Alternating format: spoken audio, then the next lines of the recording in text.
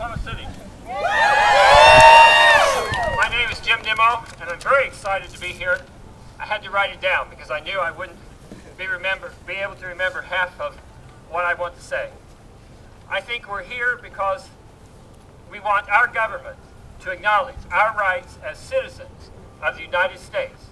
We want the First Amendment guarantee of separation of church and state to be honored. I firmly believe that the religious point of view of particular denominations is standing in the way of our full LGBT equality. I speak and write plainly and directly to try and help our opponents understand the issues. I may not be the best looking fruit in the basket, but I'm certainly one of the ripest. In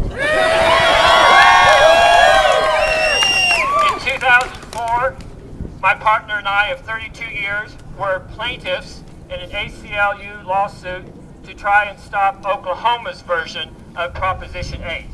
Unfortunately, we were defeated. In 2005, I was an openly gay candidate for the Oklahoma City School Board, and I came in third on a ballot of 4 candidates, receiving 10% of the vote. For the modest campaign that I was able to construct, I was very glad with that return. If I can do it, I know some of you out there are much brighter and more well-connected than I can, and I encourage you to try again for public office.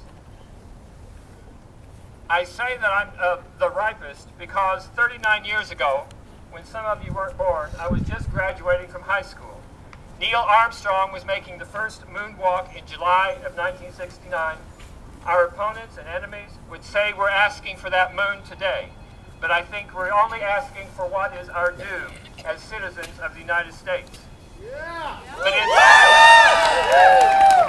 treasurer of Stonewall Democrats of Oklahoma, I have a special fondness for what happened in the previous month of June 1969 in New York City. The first well-publicized and sustained demonstrations against homo-hating bigotry had taken place.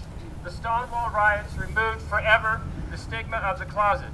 That shockwave has been vibrating for nearly 40 years.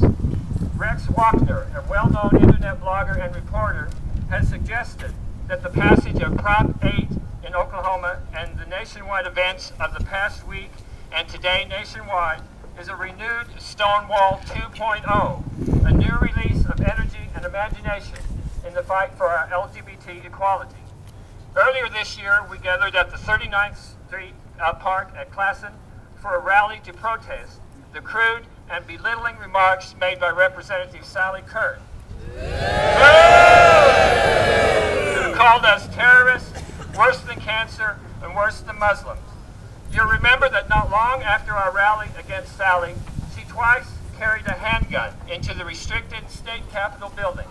She knows the law, but she broke it anyway. She was absolved of all wrongdoing with not even a slap on the wrist.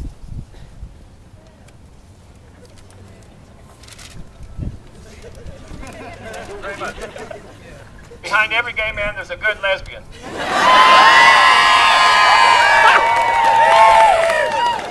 You tried that trick once, carrying a gun into the Capitol, and your caboose will be in jail for a long time. Just forget about a second attempt. But today, we are legally and peacefully assembling and petitioning in full respect of our First Amendment rights. Now you tell me, who's the terrorist? Remember the contest that used to ask in 25 words or less why you like a certain product or service? I have a shorter version. It's called Tell Me in 20 Words or Less. Someone tell me in 20 words or less why my citizenship should be denied, diluted, and disparaged just because I'm a gay man. Sure. Tell me in 20 words or less why someone else's religious belief should be used to separate me from my partner, Don, of 32 years, should he need to be hospitalized. If you can, tell me in 20 words or less why one particular religious belief can be passed into civil law while another belief is ignored entirely. In 20 words or less, tell me why I cannot transfer my Social Security pension to my partner should I die first. In 20 words or less, tell me why I am forced to follow someone else's religious tenets that I do not believe in, and at the same time, my partner and I are denied civil liberties such as those enjoyed by those believers who are never asked questions about who they love. As President Obama, and let me pause there, can we all say President Obama? President Obama!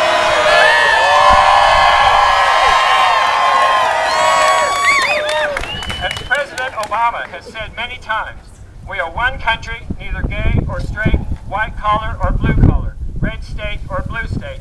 We are the United States. This is something our opponents do not understand.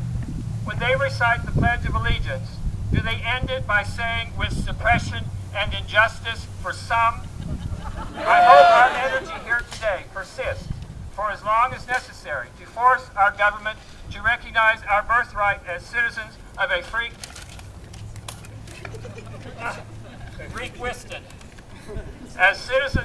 country with liberty and justice for all. Thank you very much.